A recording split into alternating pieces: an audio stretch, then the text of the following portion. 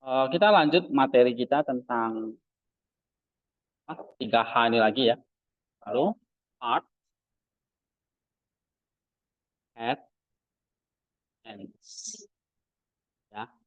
Atau ini seperti praksis. Heart itu praksis, berarti memurnikan hati. Misal kita berangkat dari hati. Ya. Kita berangkat dari mana? Hati. Hati itu berarti praksis. Praksis itu artinya apa? Memurnikan hati. Ini untuk mencapai yang namanya apatheia dan agape. 2A.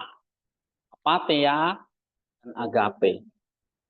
Apatheia itu berarti kamu punya kemampuan batin, tenangan batin untuk menolak semua hawa nafsu. Godaan, cobaan, hawa nafsu atau disebut pathos. Ya. Nah, itu namanya apatheia. Jadi apatheia apa? Kemampuan batin untuk menolak hawa nafsu. Nah, di sini terjadi pemurnian hati. Lalu akan mencapai namanya agape. Agape itu artinya kasih. Kasih kepada Allah dan sesama. Dan diri kita sendiri. Apatheia, kamu bisa melawan dosa. Oke? Nah, itu praksis. Baru head, kepala. Inilah yang kita sebut teoria. Teoria itu artinya apa sih? Kontemplasi. Atau melihat ciptaan, logoi, ya, melihat logoi dari ciptaan. Misalnya melihat sesama, kita melihat Elia tadi. Elia itu putus asa di gunung gua. Nah, itu ada logonya itu. Ada logosnya. Melihat satu fenomena apa, peristiwa apa yang terjadi sehari-hari. Kosmos. Ciptaan ini. Lihat sesamamu. Lihat orang tuamu. Lihat adikmu. Lihat jemaat. Lihat orang yang sedang kesusahan. Bahkan melihat orang yang sedang bersuka cita. Kamu melihat tuh konstruksi bangunan. Para pekerja yang terus giat bekerja. Nah, kamu melihat itu semua ciptaan, tetapi melihat apa logonya. Nah, termasuk di sini ciptaan dan kitab suci. Jadi kamu merenungkan apa? Di sini kitab suci dan masuk Bapak Gereja ya. Buku-buku rohani. Jadi kita pelajari Saint Gregorius, Saint Maximus. Ya. Itu kamu harus sampai tahap kontemplasi. Ya. Kontemplasi, melihat ciptaan itu kosmos. Yang tadi saya bilang, melihat orang, melihat binatang, melihat tumbuhan, melihat gunung, melihat batu, melihat peristiwa-peristiwa yang kamu alami sehari-hari. Itu namanya kontemplasi. Termasuk kitab suci. Seperti tadi kamu belajar Elia. Ya. Kamu baca 1 Raja-Raja berapa? 19. Tentang Elia. Nah, itu kosmos yang sudah dicatat di dalam kitab suci. Ya, kitab suci itu menjadi seperti kayak jendela atau cermin. Jendela tahu ya ini. Nah, ini kitab sucinya. Kamunya di sini. Di sana tuh Elianya. Kamu bisa melihat, oh Elia lagi di gunung. Oh Elia lagi di gua. Oh Elia lagi ngapain itu? Hentikan atau meminta hujan. Lewat kitab suci. Jendela. Kamu di sini. Jadi kamu melihat Elia seperti melihat kosmos. Tapi kosmosnya ini ada apa? Oh, logos atau logonya. Kamu narik logos itu teorianya, spiritual meaningnya apa, prinsip ilahinya apa. Seperti tadi Elia, kamu lihat Elia itu berarti sekarang kamu lihat. Apa yang kamu lihat? Oh, Tuhan mengajak kita untuk meninggalkan gua. Gua itu berarti meninggalkan kepintaran kita doang. Ke gunung, jumpa dengan Tuhan. Nah, ini pergumulan Elia ada pergumulan kita. Berarti logosnya Elia di dalam gua itu apa? Apa logosnya Elia di dalam gua? Logosnya apa? Elia di dalam gua. Logosnya apa? Logosnya adalah kita harus keluar dari gua pintaran kita. Tapi mencari itu di gunung. Maka Tuhan suruh dia pergi ke gunung. Nah, logosnya apa? Ajarannya apa? Mencari Tuhan. Kan mengandalkan, iya, seperti Elia mengandalkan diri sendiri. Akhirnya jadi depresi kan. Terus asa. Nah, ini logosnya. Ini yang kamu pelajari. Bahkan bukan hanya peristiwa Elia, peristiwa-peristiwa yang lain. Saya kayak Jewin sakit. Kita akan lihat apa logosnya. Apa yang Tuhan mau ajarkan. Oke, dia sakit karena memang sebabnya kurang minum air. Jadi solusinya minum banyak air. Tapi jangan cuma hanya kosmosnya aja. Kamu lihat logonya apa? Iya ya. Manusia itu rentan terhadap manusia bergantung kepada air. Ya kan? Air itu dari mana? Dari alam. Alam itu dari mana? Dari Tuhan. Nah, jadi kalau kamu bisa minum air dan kamu sehat, itu berkat Tuhan. Ya kan? Karena air itu dari Tuhan yang membuat kita sehat. Nah, gitu. Jadi Jewin merenungkan nggak cuma minum air buat jadi ginjal doang, tapi minum air, ucapan syukur kepada Tuhan. Nah, kamu lihat peristiwa Jewin sakit itu logosnya apa? Lalu bersyukur kepada Tuhan. Paham nggak maksud saya? Nah, itu namanya teori ya. Kamu kontemplasi, kamu bisa melihat ciptaan dan kitab suci, menemukan tembus gitu loh. Tembus. Kalau ini kamu nggak bisa lihat tembus kan. Tapi kalau ada jendela, kamu bisa melihat, oh di situ ada pohon, oh di situ ada rumah. Tapi kalau di sini, ya kamu cuma lihat dinding. Nah, makanya kita perlu kitab suci. Kamu perlu kontemplasi. Jadi teori itu kayak jendela. Nih, teorinya itu kayak jendela. Nih. Pasanglah jendela, oh, supaya kamu bisa lihat tembus di situ. Jadi penglihatan kita tembus. Paham nggak? Kok bisa? Karena ada jendela. Nah, kalau ini, kamu nggak bisa lihat kan? Nggak bisa lihat tembus. Ada apa di balik itu kamu nggak akan tahu. Nah, ada dinding. Nah, dengan teoria, oh ini jadi teorianya, kamu bisa lihat tembus, terjadi di sana ada apa. Gitu. Nah, saya ajak kalian, misalnya kayak R1 minggu itu adalah lihat apa praksis yang kamu kerjakan. Oh, saya ngalami ini. Nah, Jewin sakit. Nah, kamu tulis praksisnya apa? Pateiannya, agapenya apa? Lalu tarik kosmos sakit. Logoi sakit itu apa artinya? Nah, kamu harus bisa melihat tembus. Jangan cuma melihat sampai dinding doang. Tapi tembus. Ada apa di balik itu? Ada apa di balik dinding?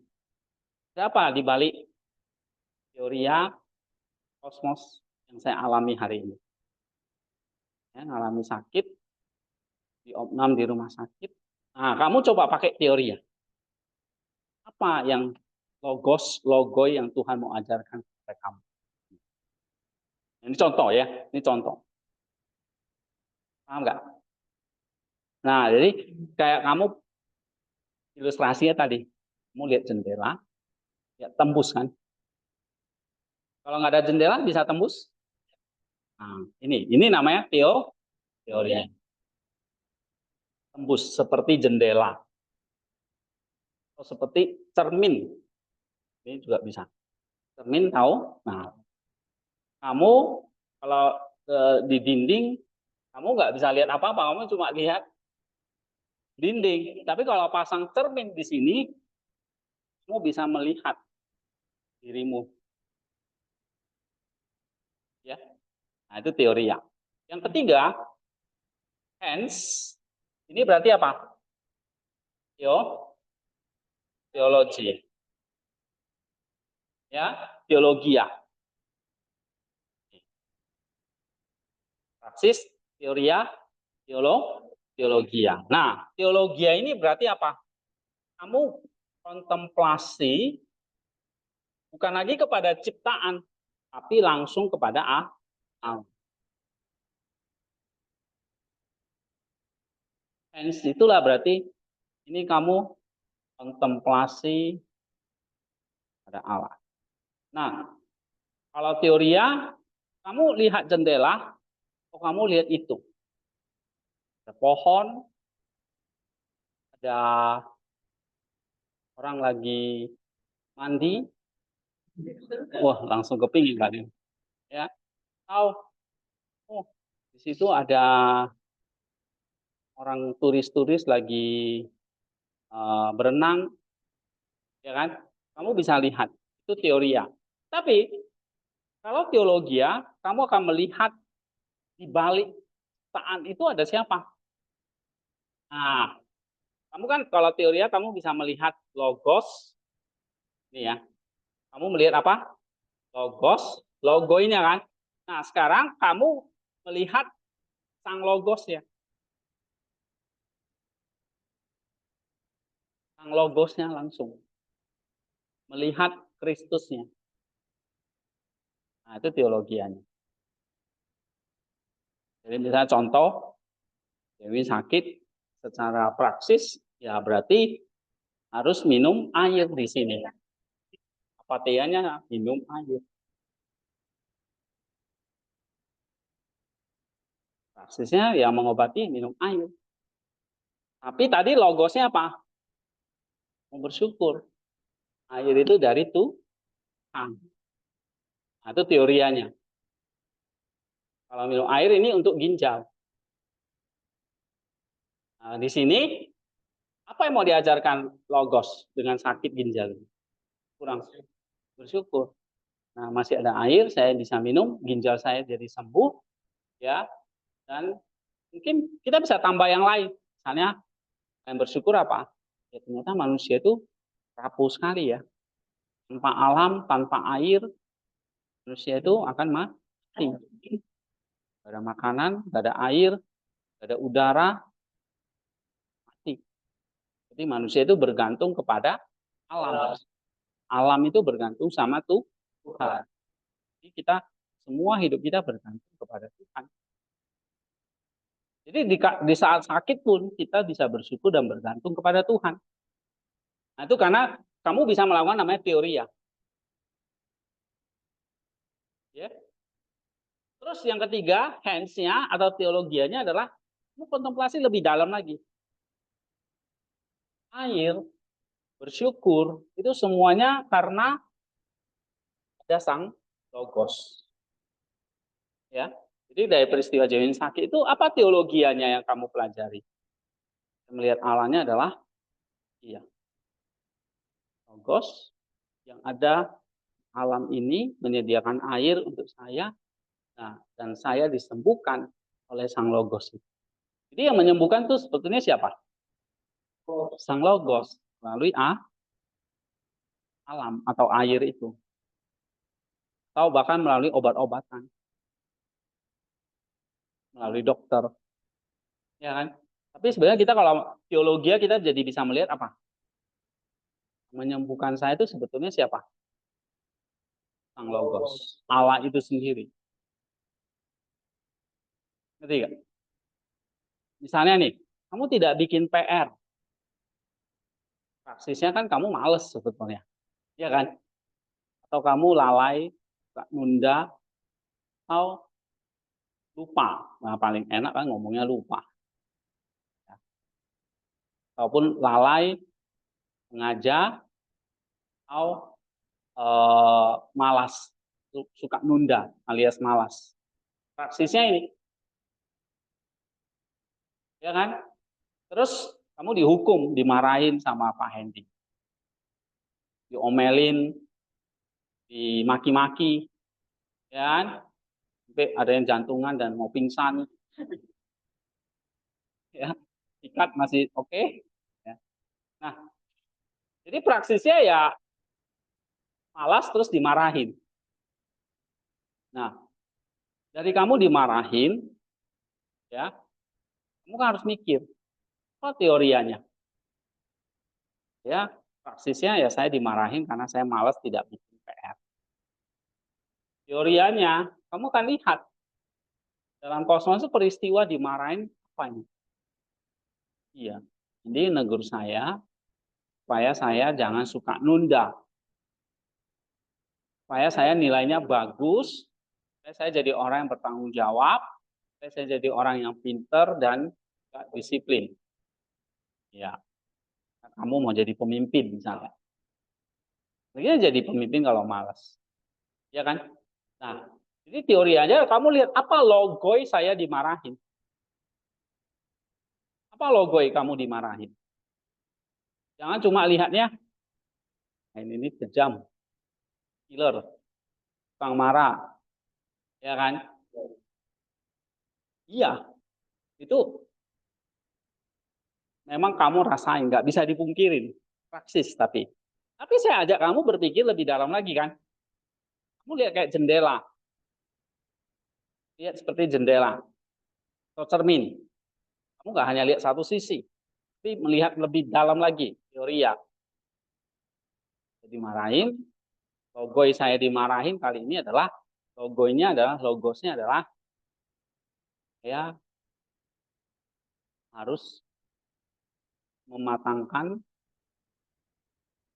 kedewasaan saya, ya saya jadi lebih dengan dimarahin itu saya jadi lebih sadar. Nah, ini saya suka malas atau nunda-nunda. Nah, itu namanya apa? Oh, logosnya, logos dimarahin. Tapi kamu lihat lebih dalam lagi, apa itu? Teolog, apa itu? Kontemplasi kepada Allah, atau sang logos.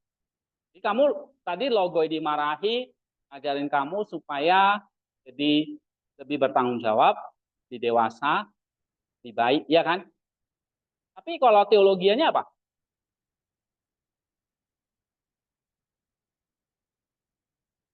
Nah, kamu akan lihat logoi saya dimarahin itu sebetulnya Tuhan menegur saya lewat Maha. Ngeri. Sang logos ingin membentuk saya menjadi serupa dengan dia, segambar dengan dia, serupa dengan Kristus, tapi melalui orang lain. Misalnya melalui logoi dimarahin Pak. Jadi yang sebetulnya yang negur, yang marah itu kalau kamu bisa berpikiran teologi itu sebetulnya adalah Allah sendiri. Lewat Tuhan negur kita bisa lewat atau Tuhan membentuk kita, mendisiplin kita, ya lewat berbagai cara. Nah, lewat logo-logo ini, logo-logo ini banyak. Logos-logos ini, logos yang kecil ya, logos itu tunggal, logonya jamak. Jadi banyak. Bisa lewat itu. Tapi kalau kamu bisa kontemplasi sampai teologi ya, kamu lihat inilah. Berarti sang logos sendiri yang menegur. Oh, berarti saya harus bangkit lagi. Harus bangkit, kerjakan lagi praksis ya. Berarti jadi malas, jadi rajin. Gitu. Praksisnya rajin. Paham? Nah, jadi rajin, kamu nggak nunda-nunda lagi dan ya, jadi kerjakan. Akhirnya kamu dapat logo, oh dipuji sama dosen. Oh ya, karena saya berubah, dulu nilainya cuma 60, sekarang jadi 80. Oh, logo saya apa? Logo saya dipuji sama Pak dosen. Kenapa kok dipuji? Ya, karena kamu ada perubahan. Tapi ngajarin kita apa? Oh, jangan sombong kalau dipuji. Ya kan? Dan sebagainya. Selalu ada logo-logo yang akan Tuhan ajarkan dan pada akhirnya kamu akan melihat itulah kepada sang Logos. Ya, selalu kayak gini. Logos, logoi, logos lagi. Logos dari sang Logos, ada logonya, dari logo itu membawa kita kepada Logos. Oke, itu tentang 3 hal. Nah, yang saya ingin latih kalian berpikirnya itu seperti itu. Sis, teoria, teologia. Heart, head, hands. Nah, ini urutannya jangan terbalik-balik. Lalu dari heart, head, hands. Praksis, memurnikan hati, teoria, kontemplasi, melihat logos, teologia, kontemplasi, melihat Allah. Sang logos. Nah, coba misalnya 1 minggu ke depan lagi, bikin lagi 1 contoh praksis. Tadi kan saya udah kasih contoh tadi sakit, tidak bikin PR ya kan. Nah, kamu bikin apa? 1 aja. Tapi benar. Misalnya apa yang kamu alami selama 1 minggu itu. Iya. Misalnya kamu dapat telepon, oh orang tua saya, misalnya, dia berhasil panen misalnya. Nah, itu kan sukacita ya. Kamu bisa tulis apa praksisnya. Oh, praksisnya adalah orang tua saya panen besar. Jadi saya bersyukur kepada saya telepon, saya gembira bersama orang tua. Nah, misalnya gitu. Praksis. Yang kamu lakukan apa? Itu praksis. Ya. Ya, contoh kan banyak.